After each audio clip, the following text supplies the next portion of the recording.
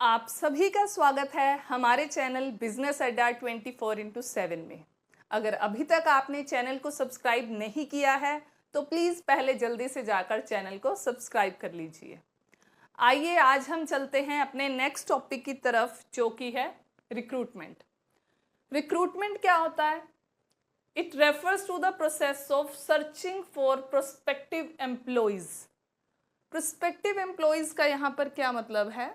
हो सकने वाले एम्प्लॉयज़, क्योंकि अभी तक वो हुए नहीं है हमारे एम्प्लॉयज़। तो prospective means they are the good prospects, वो हमारे एम्प्लॉयज़ हो सकते हैं। हमने ढूंढना है प्रोस्पेक्टिव एम्प्लॉयज़ को और स्टिमुलेट करना है उनको so that they can apply for job in our organisation. Stimulate का मतलब है यहाँ पर कि उनको अट्रैक्ट करना है कि वो हमारी कंपनी में, हमारी ऑर्गेनाइजेशन में जॉब के लिए अप्लाई करें।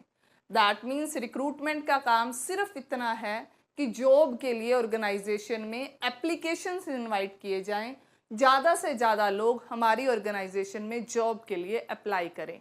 Only applications are invited here. After that process of recruitment, I think class 12th के सिलेबस में कुछ सिलेक्टेड प्रोसेस के क्वेश्चंस ही ऐसे हैं जो इम्पोर्टेंट नहीं हैं। उन्हीं में से एक रिक्रूटमेंट का भी प्रोसेस है जो कि एग्ज़ाम के पॉइंट ऑफ व्यू से बहुत ज़्यादा इम्पोर्टेंट नहीं है, बहुत फोकस करने की ज़रूरत इस पर आपको नहीं है, सिर्फ हल्का सा आप इनका मीनिंग कर लीजिए, दैट्स इट। तो जिसमें फर्स्ट पॉइंट है requisition of employees. Requisition of employees का मीनिंग है requirement of employees. That means कितने एम्प्लॉयज़ की हमारी ऑर्गेनाइजेशन में रिक्वायरमेंट है। एक्चुअली होता क्या है कि जो डिफरेंट डिपार्टमेंट्स हैं वो बताते हैं कि हमारे पर्टिकुलर डिपार्टमेंट में इतने लोगों की रिक्वायरमेंट है, दूसरा एचआर वाला बताएगा, मार्केटिंग वाला बताएगा, फाइनेंस वाला बताएगा। तो ओवरऑल इनको ये पता करना होता है कि कितने एम्प्लॉयज़ की रिक्वायरमेंट है। After that identification of the source of recruitment. अभी ये सोर्स क्या है ये अभी मैं आपको पढ़ाऊंगी आगे। तो सोर्स हमने बताना है, दो टाइप के सोर्सेज होते हैं, internal sources and external sources. तो हमने यहाँ पे ये ध्यान रखना है कि वो सोर्स ऑफ रिक्रूटमेंट कौन सा रहेगा। इंटरनल मीन्स ऑर्गेनाइजेशन के अंदर से ही रिक्रूटमेंट की जाएगी, एक्सटर्नल मीन्स ऑर्गेनाइजेशन के बाहर से लोग अपॉइंट किए जाएंगे, बाहर से लोगों को हायर किया जाएगा। तो आगे जो एक्चुअली इस चैप्टर का जो मोस्ट इम्पोर्टेंट क्वेश्चन है ना, वो यही है, सोर्सेज ऑफ रिक्रूटमेंट। इसी के ऊपर अभी हम आगे डिटेल में बात करने वाले हैं। Then invitation to the interested people. अब क्या है, यहाँ पे जो एचआर मैनेजर है वो एप्लीकेशंस जब इनवाइट करेगा तो वो देखेगा क्या नेचर ऑफ जॉब है, कितने नंबर ऑफ पीपल की रिक्वायरमेंट है, क्या सैलरी हम उनको दे सकते हैं, किस टाइप की क्वालिफिकेशन चाहिए। यानी आप लोग जो एक एडवर्टीजमेंट देखते हैं ना न्यूज़पेपर में, उसमें बताया होता है कि नंबर ऑफ वैकेंसीज कितनी हैं, पे स्केल कितना है, क्या अदर चीज़ें हमें चाहिए। तो वो जो सारी डिटेल्ड है ना, वो इंटरेस्टेड लोगों को जो है वो डिटेल्स एचआर डिपार्टमेंट की तरफ से दी जाती हैं। After that preparing the list of deserving applicants. अब आप देखिए, जब इस तरीके से एप्लीकेशंस आती हैं ना, तो ज़रूरी नहीं है कि सारी की सारी एप्लीकेशंस ही यूज़फुल हों। कई बार क्या होता है कि मान लीजिए उन्होंने क्वालिफिकेशन मांगी है एमकॉम, एमबीए वाले भी अप्लाई कर रहे होंगे उस जॉब के लिए, लेकिन अगर कंपनी कह देती है कि नहीं हमें तो पर्टिकुलरली एमकॉम वाले लोग ही चाहिए, तो यहाँ पे वो क्या करेंगे, दो लिस्ट बनाएंगे, एक जो उनके क्राइटेरिया को फुलफिल कर रही है, एक वो लोग जो उनके क्राइटेरिया को फुलफिल नहीं कर रही है। यहाँ वो किसी को एक्सेप्ट या रिजेक्ट नहीं कर रहे हैं, सिर्फ लिस्ट बना रहे हैं कि ये लोग उनके क्राइटेरिया को फुलफिल कर रहे हैं और ये वो एप्लीकेशंस हैं जो उनके क्राइटेरिया को फुलफिल नहीं कर रहे हैं। बस इतना ही प्रोसेस है रिक्रूटमेंट का और बहुत इम्पोर्टेंट नहीं है। ठीक है, तो आगे जो हम टॉपिक पढ़ने वाले हैं that is the most important one. इस चैप्टर का जो मोस्ट इम्पोर्टेंट टॉपिक है that is sources of recruitment. We are having two type of sources here, internal source of recruitment and external source of recruitment. Internal source of recruitment क्या है, जब recruitment जो है organisation के अंदर से ही की जाती है। और एक्सटर्नल सोर्स ऑफ रिक्रूटमेंट क्या है कि जब रिक्रूटमेंट ऑर्गेनाइजेशन के बाहर से की जाती है, यानी बाहर से, आउटर वर्ल्ड से जो लोगों को है हायर किया जाता है। अब इंटरनल सोर्स में क्या है, ट्रांसफ़र। ट्रांसफ़र आई थिंक आप सभी लोग जानते ही हैं। ट्रांसफ़र कहाँ होती है, one department to another department, ठीक है, या फिर one branch to another branch.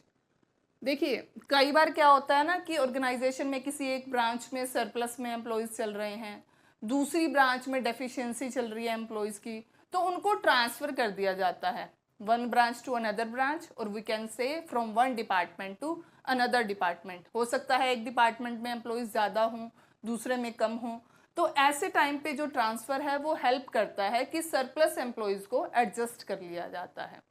Then the second one is promotion. Promotion बड़ा इजी है, from lower rank to upper rank, यानी जो एक एम्प्लॉई है अगर वो अच्छा काम कर रहा है तो उसको लोअर रैंक से अपर रैंक पे जो है वो ट्रांसफ़र कर दिया जाता है, उसको प्रमोट कर दिया जाता है। Then lay off. Lay off जो है ना ये थोड़ा अनस्किल्ड लेबर के लिए ज़्यादा यूज़ किया जाता है, लेकिन अगर हम लॉकडाउन की बात करें तो ये स्किल्ड लोगों के साथ भी हो गया था।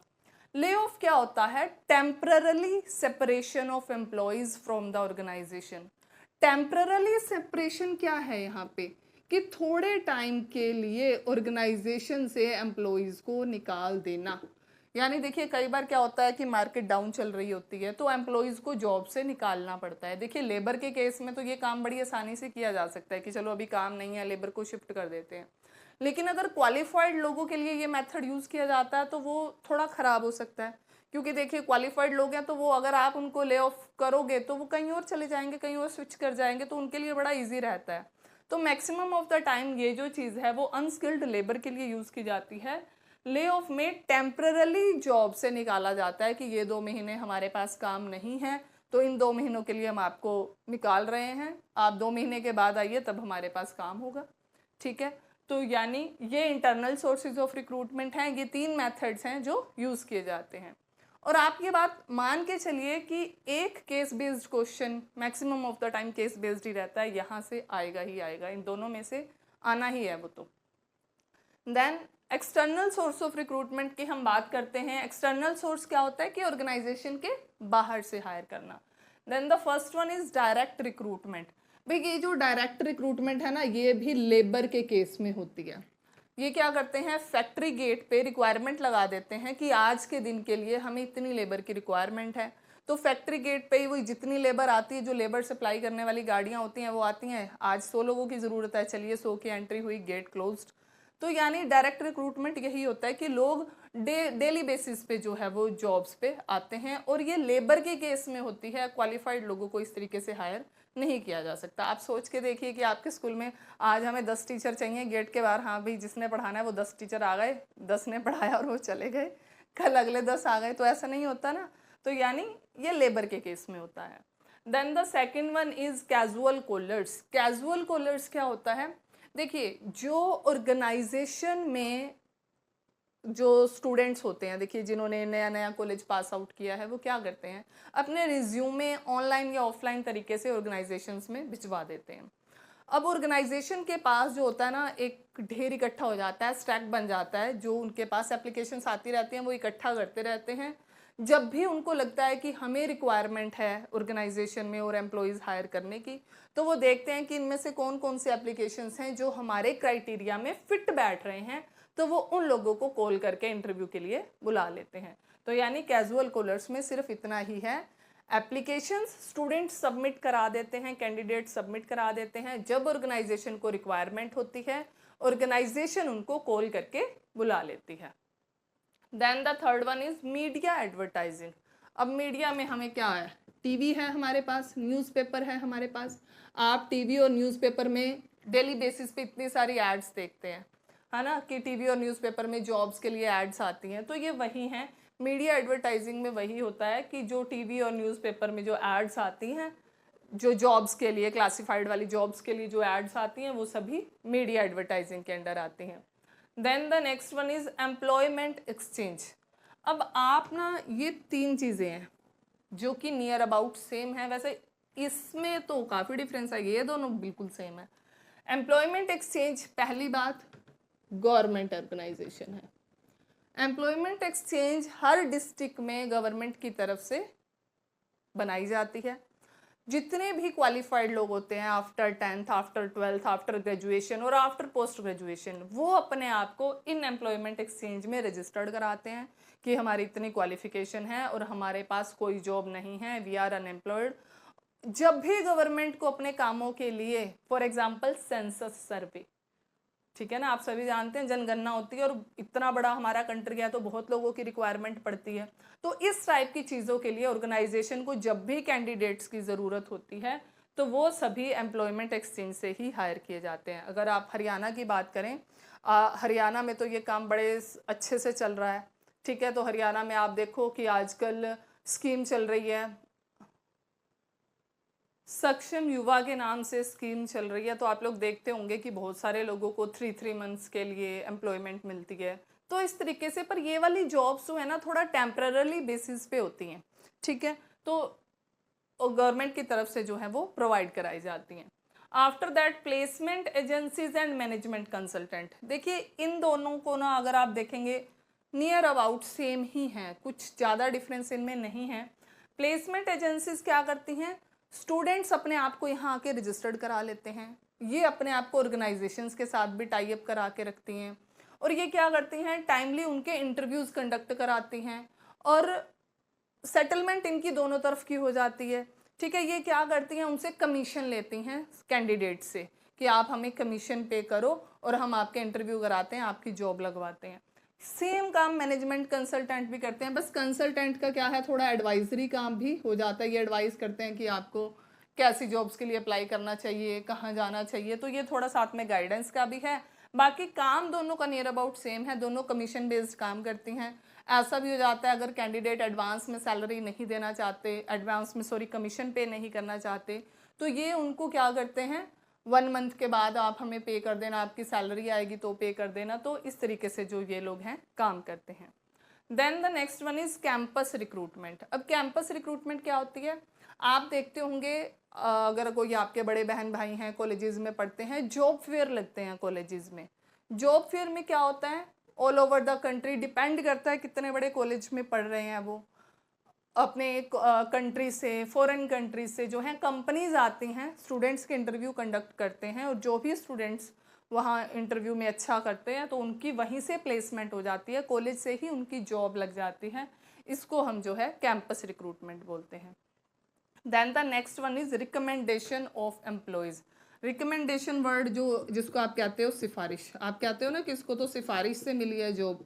तो रिकमेंडेशन ऑफ एम्प्लॉयज़ क्या होता है, कई बार क्या होता है, मान लो मैं कहीं जॉब कर रही हूँ, मेरे को प्रिंसिपल की तरफ से बोला जा रहा है कि मैम आप देखो इस सब्जेक्ट का कोई टीचर आपका नोन हो, आप हमें बता दीजिए।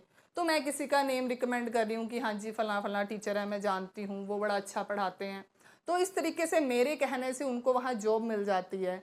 तो ये होता है रिकमेंडेशन ऑफ एम्प्लॉयज़ की, आपके एम्प्लॉयज़ ही किसी का नाम जो है वो रिकमेंड कर देते हैं। तो then next one is labour contractor. अब लेबर कॉन्ट्रैक्टर की ज़रूरत क्यों पड़ती है, देखिए आप अपने घरों में कंस्ट्रक्शन वर्क लगाते हैं, आपको 2 4 5 लोग चाहिए, आप सिर्फ एक मैसन को बुला लेते हैं, अपने साथ काम करने वाले वर्कर्स को तो वो खुद बुला लेते हैं, 2 3 मजदूर जिनको आप कहते हो, वो मिस्त्री अपने साथ खुद से ले आता है। लेकिन सोचो एक बड़ी फैक्ट्री है, उनको डेली बेसिस पे थाउजेंड्स नंबर्स में जो है वर्कर्स चाहिए होते हैं। तो आप बताओ क्या वो ओनर डेली जाके 1000 लोगों से मिल सकता है कि वो देखे कि मेरे को कंस्ट्रक्शन का काम लगाना है, वो 1000 लोगों को कहाँ से ही जानता होगा। तो ऐसे टाइम पे यूज होते हैं लेबर कॉन्ट्रैक्टर, ठेकेदार जिसको हम बोलते हैं। ये क्या करते हैं कि आपने सीधा लेबर कॉन्ट्रैक्टर को कॉल करना है और आपको बोलना है कि हाँ जी आज हमें 500 लोग चाहिए, आज हमें 700 लोग चाहिए, तो वो आपके पास उतनी लेबर जो है वो सप्लाई कर देंगे। लेबर कॉन्ट्रैक्टर वो आपकी हेडेक नहीं है, वो लेबर कॉन्ट्रैक्टर की हेडेक है उनको हैंडल करना। आपने जो डील करना है वो सिर्फ लेबर कॉन्ट्रैक्टर के साथ ही आपको डील करना है। Then the next one is telecasting. Telecasting में जो है सिर्फ इतना बोला जाता है कि जो भी रिक्रूटमेंट से रिलेटेड इंफॉर्मेशन है वो टेलीकास्ट कर दी जाती है। मीडियम ऑफ टेलीकास्टिंग जो है वो कुछ भी हो सकता है। Then the next one is web publishing. Web publishing देखिए भाई ऑनलाइन का ज़माना है, आप लोग देखते हो ऑनलाइन monster.com है, naukri.com है। जब आप इन वेबसाइट्स के जरिए जॉब्स के लिए अप्लाई करते हो उसको हम वेब पब्लिशिंग कहते हैं, यानी सारी की सारी जो इन्फॉर्मेशन है वो ऑनलाइन अवेलेबल होती है, ऑनलाइन ही आपको कॉल्स आ जाती हैं, ऑनलाइन ही आपके पास मैसेजेस डिलीवर हो जाते हैं। तो इस तरीके जब आप वेबसाइट्स के जरिए जॉब्स के लिए अप्लाई करते हो उसको हम वेब पब्लिशिंग कहते हैं। आई होप आपको आज का टॉपिक क्लियर हो गया होगा। अगर अभी भी आपको लगता है कि कहीं पे कुछ प्रॉब्लम है तो आप मुझे कमेंट सेक्शन में बता सकते हैं, और इस वीडियो को अपने दोस्तों के साथ शेयर करना बिल्कुल मत भूलें। और अगर अभी तक चैनल को सब्सक्राइब नहीं किया है तो प्लीज़ जल्दी से जाके चैनल को सब्सक्राइब कीजिए। Thank you.